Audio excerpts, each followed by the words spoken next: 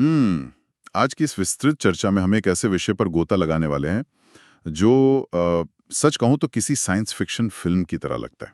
हाँ, बिल्कुल, ये सुनने में थोड़ा भविष्यवादी लगता है। मतलब ये कल्पना करना ही कितना अद्भुत है कि कोई भी व्यवसाय भविष्य में होने वाली घटनाओं को या अपनी गलतियों को असल दुनिया में होने से पहले ही देख सके। सही कहा, लाखों करोड़ों रुपए का निवेश करने से पहले हाँ, निवेश से पहले अगर स्क्रीन पर ही ये पता चल जाए कि कोई रणनीति काम करेगी या नहीं, तो पूरा खेल ही बदल सकता है। बिल्कुल बदल सकता है। तो आज के इस गहन विश्लेषण का केंद्र बिंदु है अरेना सिमुलेशन सॉफ्टवेयर, जो व्यवसायों के लिए एक तरह की टाइम मशीन का काम कर रहा है। और इस विषय की गहराई में जाने के लिए आज जो स्रोत हमारे पास हैं, वे बहुत ही विविध और ज्ञानवर्धक हैं। हाँ, मैंने देखा कि इसमें काफी अलग-अलग उदाहरण हैं। जी, इनमें एक विस्तृत बिजनेस आर्टिकल है जो इसके सैद्धांतिक पक्ष को स्पष्ट करता है, और साथ ही 3 बेहद व्यावहारिक ट्यूटोरियल वीडियो भी हैं। और वो वीडियोस भी बहुत अलग-अलग तरह के हैं। एक कॉफी शॉप है। हाँ, एक कॉफी शॉप है, एक फर्नीचर फैक्ट्री है और एक बर्गर पैटी या मीट बॉल बनाने की प्रक्रिया का विश्लेषण है। तो आज के इस चर्चा का मुख्य मिशन यही समझना है कि कैसे ये वर्चुअल मॉडल वास्तविक दुनिया के भारी भरकम जोखिमों को कम करते हैं। एकदम सही।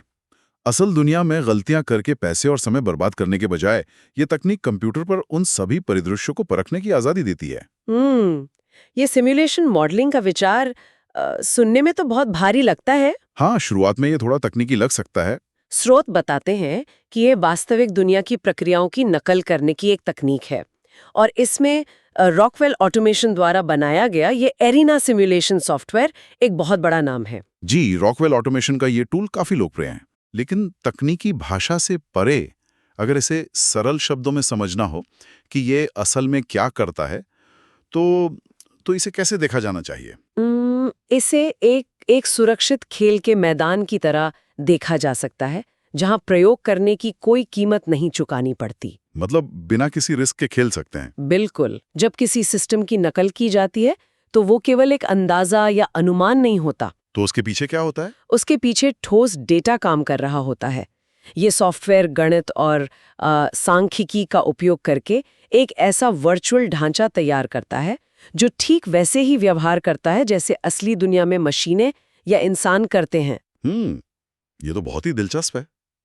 और अगर हम मैन्युफैक्चरिंग सेक्टर का उदाहरण लें तो किसी कारखाने में नई मशीन लगाने का फैसला बहुत बड़ा होता है। हाँ, करोड़ों का खर्च हो सकता है। बिल्कुल, तो ये सॉफ्टवेयर मशीन खरीदने से पहले ही बता देगा कि उस नई मशीन को लगाने से उत्पादन की गति कितनी बढ़ेगी या बिजली की खपत क्या होगी। और शायद ये भी कि क्या वो मशीन किसी दूसरी जगह पर रुकावट पैदा करेगी या नहीं। एकदम सही, जिसे हम बॉटलनेक कहते हैं। पर ये केवल कारखानों तक सीमित नहीं है। हाँ, इसके उपयोग बहुत व्यापक है। मैंने स्रोतों में देखा कि हेल्थ केयर यानी अस्पतालों का जो उदाहरण दिया गया है वो बहुत ही प्रासंगिक लगता है। जी, हेल्थ केयर में तो ये जीवन रक्षक साबित हो सकता है। किसी भी अस्पताल में मरीजों की भीड़ को संभालना एक बड़ी चुनौती है। अगर कोई अस्पताल एक नई सर्जिकल प्रक्रिया शुरू कर रहा है तो इस सॉफ्टवेयर के जरिए पहले ही ये मापा जा सकता है कि उस नई सर्जरी के कारण इमरजेंसी रूम में मरीजों के इंतजार करने के समय पर क्या असर पड़ेगा। ये एक बहुत ही सटीक उपयोग है। मतलब एक बदलाव का पूरे सिस्टम पर क्या असर होगा। बिल्कुल, इसी तरह लॉजिस्टिक्स और रिटेल की दुनिया में भी इसका प्रभाव बहुत गहरा है। लॉजिस्टिक्स में कैसे काम करता है ये? अगर किसी कंपनी को एक नया डिस्ट्रीब्यूशन सेंटर खोलना हो तो वे इस सॉफ्टवेयर में ट्रकों के आने का समय, सामान उतारने का समय और डिलीवरी के रास्तों का सारा डेटा डाल सकते हैं। हाँ, और फिर वो सॉफ्टवेयर क्या बताएगा? इसके बाद वे आसानी से देख सकते हैं कि सेंटर को खोलने की लागत के मुकाबले डिलीवरी के समय में कितनी कमी आएगी। ये तो सीधा सीधा मुनाफे का गणित है। हाँ, और या फिर किसी रिटेल स्टोर का ही उदाहरण लें, जहां स्टोर के लेआउट को बदलने या नया प्रमोशन शुरू करने पर ग्राहकों की भीड़ का व्यवहार बदल जाता है। तो उन सभी परिदृश्यों में सिमुलेशन का सबसे बड़ा फायदा यह है कि फैसले अंतर्ज्ञान पर नहीं बल्कि डेटा पर आधारित होते हैं। एकदम सही। भविष्य के खतरों को पहले से पहचानकर जोखिम को बहुत कम किया जा सकता है। तो चलिए इस जादुई तकनीक को थोड़ा करीब से समझने के लिए स्रोतों में दिए गए पहले ट्यूटोरियल के अंदर चलते हैं, जो एक कॉफी शॉप के बारे में। हाँ, ये समझने के लिए एक बहुत ही बेहतरीन और सरल उदाहरण है। क्योंकि तकनीकी शब्दों की भरमार अक्सर डरा देती है, लेकिन इस वीडियो में एंटिटीज और रिसोर्सेज जैसे शब्दों का इस्तेमाल हुआ है। जी, ये सिमुलेशन के बुनियादी शब्द हैं।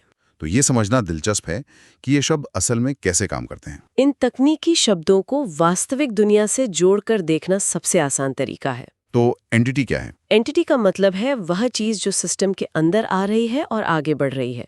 कॉफी शॉप के उदाहरण में ग्राहक ही एंटिटी हैं।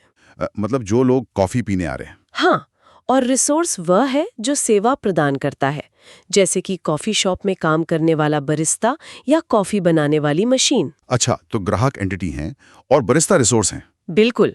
और एरिना सॉफ्टवेयर में किसी भी प्रक्रिया को मॉडल करने के लिए 4 बुनियादी कदम होते हैं: क्रिएट, सीज, डिलीट और रिलीज। क्रिएट, सीज, डिले और रिलीज, ये प्रक्रिया तो एक कहानी की तरह लगती है। जी, एक प्रवाह की तरह है। तो अगर कोई ग्राहक दुकान का दरवाजा खोलकर अंदर आता है तो क्या वो क्रिएट है? ठीक जी, इसी जी। तरह जब कोई ग्राहक सिस्टम में प्रवेश करता है तो सॉफ्टवेयर उसे क्रिएट करता है। और उसके बाद आता है सीज, जिसका मतलब है कब्जा करना। हाँ, जब ग्राहक ऑर्डर देने के लिए काउंटर पर जाता है तो वो एक बरिस्ता को सीज कर लेता है। यानी अब वो बरिस्ता किसी और का काम नहीं कर सकता। वो पूरी तरह से उस ग्राहक के लिए बुक हो गया। बिल्कुल। इसके बाद डिले की स्थिति आती है। ये वो समय है जो कॉफी बनाने में लगता है। मतलब काम चल रहा है लेकिन समय व्यतीत हो रहा है। हाँ, और अंत में रिलीज आता है, जब ग्राहक अपनी कॉफी लेकर चला जाता है और बरिस्ता अगले ग्राहक को सेवा देने के लिए पूरी तरह से रिलीज यानी स्वतंत्र हो जाता है। ये तो बहुत ही सुव्यवस्थित लगता है। लेकिन असल दुनिया इतनी सीधी रेखा में तो नहीं चलती ना। एकदम सही। असल दुनिया बहुत जटिल है। मशीनें तो बिना थके काम कर सकती हैं, लेकिन इंसान मशीन नहीं है। कोई कर्मचारी बीमार पड़ सकता है, थक सकता है या उसे ब्रेक की जरूरत होती है। जी, मानवीय तत्व हमेशा अनिश्चितता लाते हैं। तो कॉफी शॉप वाले ट्यूटोरियल में इस मानवीय अनिश्चितता को कैसे मॉडल किया गया है, ये एक बहुत ही बड़ा सवाल है। और यहीं पर अरीना सिमुलेशन अपनी असली ताकत दिखाता है। ये सॉफ्टवेयर जानता है कि वास्तविकता में रुकावटें आती हैं। तो वे रुकावटें कैसे डालते हैं इसमें? कॉफी शॉप ट्यूटोरियल में कर्मचारियों के शिफ्ट शेड्यूल को बहुत ही बारीकी से सेट किया गया है। अच्छा, जैसे कितने बजे काम शुरू करना है? हाँ, उदाहरण के लिए एक बरिस्ता का शेड्यूल इस तरह बनाया गया है कि वो पहले 3 घंटे काम करेगा, फिर 1 घंटे का ब्रेक लेगा और फिर 4 घंटे काम करेगा। लेकिन सॉफ्टवेयर केवल ये शेड्यूल सेट करके तो नहीं छोड़ देता होगा। बिल्कुल नहीं। वो ये भी पूछता है कि अगर कोई अप्रत्याशित स्थिति आ जाए तो सिस्टम को क्या करना चाहिए। मैंने स्रोत में पढ़ा कि इसके लिए 3 अलग-अलग नियम दिए गए हैं: वेट, इग्नोर और प्रीएम्प्ट। जी, ये 3 बहुत ही महत्वपूर्ण नियम हैं। तो मान लीजिए कि बरिस्ता किसी ग्राहक के लिए कॉफी तैयार कर रहा है और ठीक उसी सेकंड उसके 1 घंटे के ब्रेक का समय शुरू हो जाता है।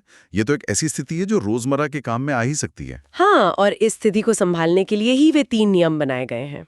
अगर वेट नियम लागू है तो इसका मतलब है कि बरिस्ता पहले उस ग्राहक की कॉफी पूरी तरह से तैयार करेगा, उसे सौंपेगा हाँ। और उसके बाद अपना पूरा 1 घंटे का ब्रेक शुरू करेगा। यानी उसका ब्रेक थोड़ी देर से शुरू होगा, लेकिन उसे अपना पूरा समय मिलेगा। एकदम सही, ये सबसे मानवीय तरीका है। और इग्नोर नियम के बारे में जो जानकारी मिली है वो तो थोड़ी हैरान करने वाली है। हाँ, वो थोड़ा अलग है। इसके अनुसार बरिस्ता काम तो पूरा करेगा, लेकिन कॉफी बनाने में जो 5 या 10 मिनट लगे वे उसके ब्रेक के समय से कट जाएंगे। जी बिल्कुल, यानी उसे 1 घंटे की बजाय केवल 50 मिनट का ब्रेक मिलेगा। असल दुनिया में ये नियम किसी भी कर्मचारी को नाराज कर सकता है और शायद हड़ताल की नौबत भी आ जाए। यह एक बहुत ही व्यवहारिक अवलोकन है। असल जिंदगी में इग्नोर नियम कर्मचारियों के मनोबल के लिए बहुत हानिकारक हो सकता है। हाँ, कोई भी अपना ब्रेक क्यों छोड़ना चाहेगा? इसीलिए प्रबंधन को ये देखना होता है कि वे सिमुलेशन में जो नियम लगा रहे हैं, क्या वे मानवीय रूप से संभव है या नहीं। और तीसरा नियम क्या था? तीसरा नियम है प्रीएम्प्ट, जो और भी कठोर है। इसमें बरिस्ता अपना काम बीच में ही छोड़ देता है, चाहे कॉफी आधी ही क्यों ना बनी हो, और तुरंत ब्रेक पर चला जाता है। अरे बाप रे, कॉफी शॉप जैसी जगह पर जहां ग्राहक सामने खड़ा है, ये नियम तो बिल्कुल काम नहीं करेगा। बिल्कुल नहीं, ग्राहक तो भड़क ही जाएगा। लेकिन अगर हम किसी कारखाने की बात करें जहां कोई मशीन अचानक खराब हो जाती है तो वहां प्रीएम्प्ट नियम एकदम सटीक बैठता है, क्योंकि मशीन तुरंत रुक जाती है। ये फर्क समझना बहुत जरूरी है। खैर, इसी कॉफी शॉप मॉडल में पेस्ट्री शेफ का भी एक नियम है जिसे प्रेफर्ड ऑर्डर कहा गया है। जी, ये मेरा पसंदीदा हिस्सा है। ये संसाधनों के बेहतरीन इस्तेमाल का एक बहुत ही शानदार नजरिया है। मॉडल ये तय करता है कि पेस्ट्री शेफ अपना काम करेगा, लेकिन वो कॉफी मशीन तभी चालू करेगा जब बाकी दोनों मुख्य बरिस्ता पूरी तरह से व्यस्त हों। ये नियम इस बात को सुनिश्चित करता है कि कोई भी संसाधन व्यर्थ न जाए। मतलब वो फालतू में कॉफी नहीं बनाएगा। हाँ, पेस्ट्री शेफ का मुख्य काम पेस्ट्री बनाना है, ना कि कॉफी बनाना। लेकिन जब दुकान में अचानक भीड़ बढ़ जाती है तो ये प्रेफर्ड ऑर्डर नियम उसे एक बैकअप बरिस्ता में बदल देता है। जिससे ग्राहकों के इंतजार का समय कम होता है और संतुष्टि बढ़ती है। एकदम सही। ये एक छोटे स्तर पर संसाधनों के अनुकूलन का बेहतरीन उदाहरण है। तो ये तो हुई एक छोटी सी कॉफी शॉप की बात, जहां केवल कुछ बरिस्ता और एक पेस्ट्री शेफ काम कर रहे हैं। हाँ, ये एक सरल मॉडल था। लेकिन अगर हम इस जटिलता को एक विशाल स्तर पर ले जाएं, मान लीजिए एक पूरी फर्नीचर मैन्युफैक्चरिंग फैक्ट्री में, तो ये सॉफ्टवेयर कैसे काम करेगा? जब पैमाना बड़ा होता है तो सिमुलेशन की अहमियत कई गुना बढ़ जाती है। दूसरे स्रोत में जो फर्नीचर फैक्ट्री का मॉडल है, वो पैमाने और जटिलता के मामले में बहुत बड़ा है। वहां हर 25 सेकंड में कच्चा माल सिस्टम में प्रवेश कर रहा है। जी, 25 सेकंड बहुत कम समय होता है एक फैक्ट्री के पैमाने पर। और उस मॉडल में कच्चा माल 1 या 2 नहीं, बल्कि 7 अलग-अलग प्रक्रियाओं से गुजरता है। 7 प्रक्रियाएं? हाँ, इसमें rock saw, band saw, polishing और क्लीनिंग जैसे भारी भरकम काम शामिल हैं। इतने बड़े कारखाने में केवल मशीनें काम नहीं कर रही हैं, बल्कि हर एक कदम पर गुणवत्ता को भी तो मापा जा रहा होगा। बिल्कुल, और यहीं पर डिसाइड मॉड्यूल की भूमिका बहुत महत्वपूर्ण हो जाती है। ये डिसाइड मॉड्यूल असल में क्वालिटी कंट्रोल यानी गुणवत्ता आश्वासन का ही डिजिटल रूप लगता है। हाँ, आप इसे क्वालिटी इंस्पेक्टर कह सकते हैं। स्रोत में ये बताया गया है कि बनने वाला हर फर्नीचर परफेक्ट नहीं होता। ऐसा कभी नहीं होता कि 100% उत्पादन सही हो। मॉडल में ये सेट किया गया है कि 95% फर्नीचर पास होकर आगे निकल जाते हैं, लेकिन 5% रिजेक्ट हो जाते हैं। और सिमुलेशन में यही 5% सबसे दिलचस्प होते हैं। अब एक आम स्प्रेडशीट में तो हम केवल ये लिख देंगे कि 5% नुकसान हुआ, बात खत्म। जी, लेकिन एरिना सॉफ्टवेयर में ये प्रक्रिया यहीं खत्म नहीं होती। तो फिर आगे क्या होता है? इस सॉफ्टवेयर की असली गहराई यही है कि ये उन 5% रिजेक्ट हुए सामानों को हवा में गायब नहीं होने देता। मतलब उन्हें भी ट्रैक किया जाता है। बिल्कुल। वास्तविकता में किसी खराब फर्नीचर को मशीन से हटाने और उसे दूसरी जगह ले जाने में समय और मेहनत लगती है। हाँ, उसे उठाकर फेंकना भी तो एक काम ही है। सिमुलेशन में उन खराब हिस्सों को बैड पार्ट हैंडलिंग प्रक्रिया में भेजा जाता है, जहां उन्हें संभालने में 10 से 18 सेकंड तक का समय लगता है। 10 से 18 सेकंड। और ये कहानी यही खत्म नहीं होती। इसके बाद एक और डिसाइड मॉड्यूल आता है। एक और फैसला? हाँ, उन खराब उत्पादों में से 99% को पूरी तरह फेंक दिया जाता है, यानी डिस्पोज कर दिया जाता है, और केवल 1% को वापस सुधारने के लिए रीवर्क प्रक्रिया में भेजा जाता है। ये बारीकी सोचने पर मजबूर कर देती है कि समय का ये छोटा सा नुकसान लंबे समय में कितना बड़ा रूप ले सकता है। यही तो सिमुलेशन का जादू है। अगर हर खराब पुर्जे को हटाने में 18 सेकंड लग रहे हैं और दिन भर में ऐसे सैकड़ों पुर्जे निकल रहे हैं, तो कंपनी हर साल हजारों घंटे केवल कचरा उठाने में बर्बाद कर रही है। बिल्कुल, और बिना सिमुलेशन के शायद कोई प्रबंधक इस छिपी हुई लागत को कभी देख ही ना पाए। और फिर वे हैरान होते रहेंगे कि हमारा उत्पादन कम क्यों हो रहा है। यही वो जगह है जहां डेटा आधारित निर्णय व्यवसाय को बचाते हैं। सिमुलेशन ये दिखाता है कि ये छोटी सी रुकावट पूरे उत्पादन को कैसे धीमा कर रही है। तो इससे प्रबंधन क्या कर सकता है? इससे प्रबंधन यह तय कर सकता है कि क्या उन्हें एक नया कर्मचारी केवल खराब पुर्जों को संभालने के लिए रखना चाहिए या फिर मुख्य मशीन को ही ठीक करना चाहिए, ताकि 5% की रिजेक्शन दर को घटाकर 2% किया जा सके। ये तो बहुत ही व्यावहारिक है। अच्छा, अगर हम जटिलता को एक और स्तर ऊपर ले जाएं, तो भोजन प्रसंस्करण यानी फूड प्रोसेसिंग का उद्योग आता है। फूड प्रोसेसिंग तो और भी तेज होता है। तीसरे ट्यूटोरियल में बर्गर पैटी और मीट बॉल बनाने की पूरी प्रक्रिया को मॉडल किया गया है। जी। यहाँ कच्चा मांस या पोल्ट्री हर 1 मिनट में सिस्टम के अंदर आ रहा है। जी। इस उदाहरण में 2 बहुत ही भारी तकनीकी शब्दों का इस्तेमाल हुआ है, क्लोनिंग और बैचिंग। फूड प्रोसेसिंग में गति और मात्रा ही सब कुछ है। तो ये क्लोनिंग क्या है? क्लोनिंग का मतलब है सिस्टम के अंदर एक ही एंटिटी की नकल तैयार करना। मान लीजिए कि एक बड़ी मशीन से मांस पिस कर निकल रहा है और उसे एक ही समय में 2 अलग-अलग कन्वेयर बेल्ट पर भेजना है। एक से बर्गर पैटी बनेगी और दूसरे से मीट बॉल। एकदम सही। तो सिमुलेशन में उस आउटपुट को क्लोन कर दिया जाता है ताकि दोनों लाइनें एक साथ चल सकें। ये तो बहुत आसान कर देता है प्रक्रिया को समझना। और बैचिंग को समझना शायद सबसे ज्यादा मजेदार है। ये ऐसा है जैसे घर पे कुकीज बेक करना। कुकीज वाला उदाहरण बहुत सटीक है। हाँ, मतलब हम ओवन में एक बार में एक कुकी तो नहीं डालते, हम एक पूरी ट्रे भरते हैं और फिर उसे ओवन में रखते हैं। कारखानों में भी मशीनों को एक एक मीट बॉल के लिए नहीं चलाया जाता, उन्हें एक बैच यानी समूह में इकट्ठा किया जाता है। जब तक एक तय संख्या पूरी नहीं हो जाती तब तक उन्हें अगली मशीन में नहीं भेजा जाता। इससे ऊर्जा की बचत होती है और मशीनों की उम्र भी बढ़ती है। बार बार चालू बंद करने से मशीनें खराब होती हैं।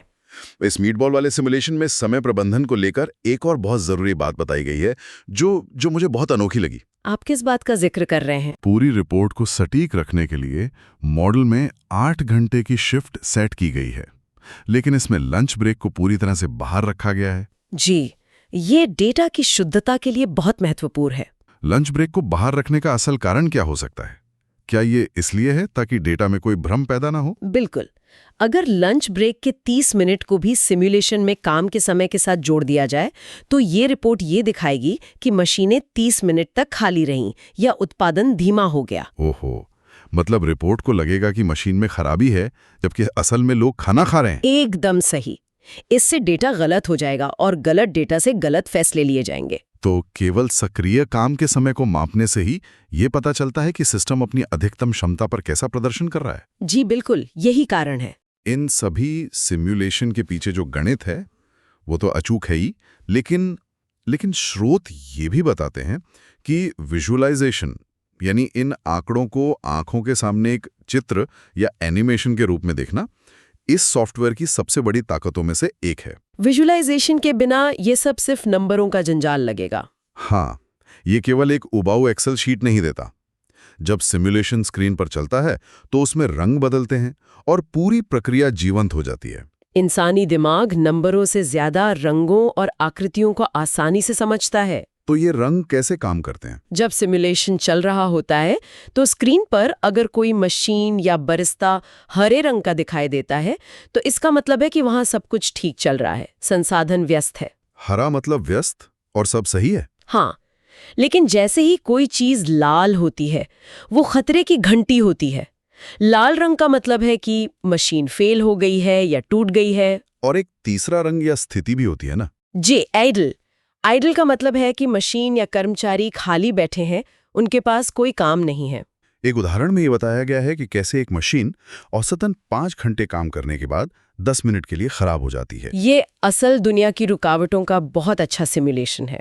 जब स्क्रीन पर पूरा सिस्टम चल रहा हो और अचानक कोई एक हिस्सा लाल हो जाए और उसके पीछे सारा काम रुकने लगे तो किसी भी प्रबंधक को तुरंत समझ आ जाएगा कि कारखाने में सबसे कमजोर कड़ी कौन सी है। इसे ही तो हम बॉटलनेक कहते हैं, जिसे नंगी आंखों से खोजना बहुत मुश्किल होता है।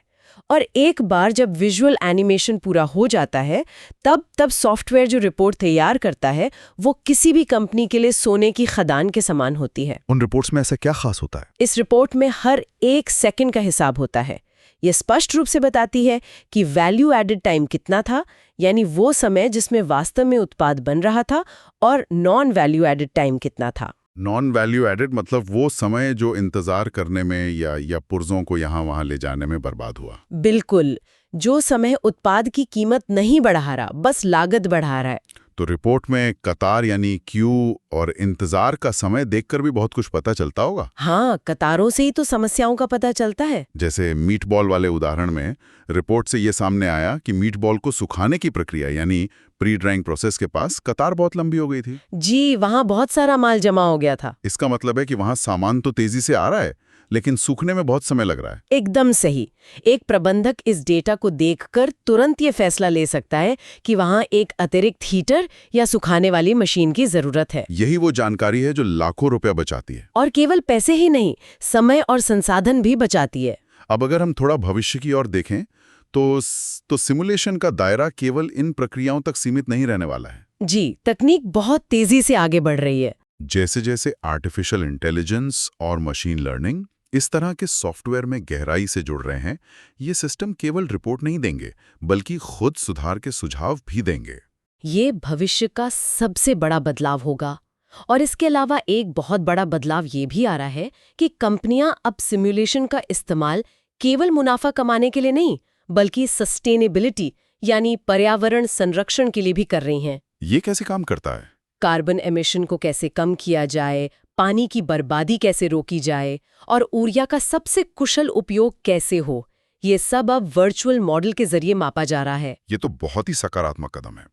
तो अगर इस पूरी विस्तृत चर्चा के सार को एक जगह समेटा जाए, तो ये स्पष्ट है कि अरीना सिमुलेशन जैसे सॉफ्टवेयर केवल कंप्यूटर प्रोग्राम नहीं है। बिल्कुल नहीं, ये बहुत कुछ है। ये व्यवसायों के लिए एक टाइम मशीन है।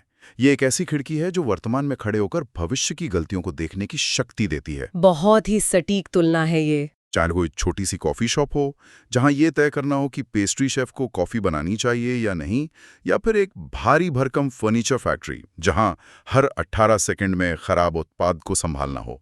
सिमुलेशन हर स्तर पर जोखिम को कम करता है और दक्षता को बढ़ाता है। सीखने वालों के लिए यहाँ सबसे बड़ा टेकअवे ये है कि व्यापार की दुनिया में शायद, या मुझे लगता है जैसे शब्दों का युग अब समाप्त हो रहा है। अंतर्ज्ञान की जगह अब डेटा ने ले ली है। हाँ, हम डेटा द्वारा संचालित ऐसी सटीक भविष्यवाणियों के युग में प्रवेश कर चुके हैं जहां हर फैसला तथ्यों और परीक्षणों पर आधारित होता है। इस चर्चा को खत्म करने से पहले एक बहुत ही गहरे सवाल पर विचार करना दिलचस्प होगा। वो क्या है? जिस तेजी से एरेना जैसे सिमुलेशन टूल्स में आर्टिफिशियल इंटेलिजेंस जुड़ रहा है और ये सॉफ्टवेयर खुद ही समस्याओं का समाधान खोजने लगे हैं, तो क्या एक समय ऐसा आएगा जब व्यापार के सभी बड़े फैसले कंप्यूटर खुद लेने लगेंगे? ये सोचना ही बहुत रोमांचक और थोड़ा डरावना भी है। और अगर एल्गोरिदम भविष्य की बिल्कुल सटीक भविष्यवाणी करने में सक्षम हो जाएंगे, तो किसी भी व्यवसाय को चलाने में इंसानी अंतर्ज्ञान यानी ह्यूमन इंट्यूशन की क्या भूमिका रह जाएगी? क्या भविष्य का सफल सीईओ एक इंसान होगा या एक सिमुलेशन मॉडल? यह एक ऐसा विचार है जो तकनीक और व्यापार के रिश्ते को एक बिल्कुल नए नजरिए से देखने पर मजबूर कर देता है। बिल्कुल। आज के इस गहन विश्लेषण में बस इतना ही।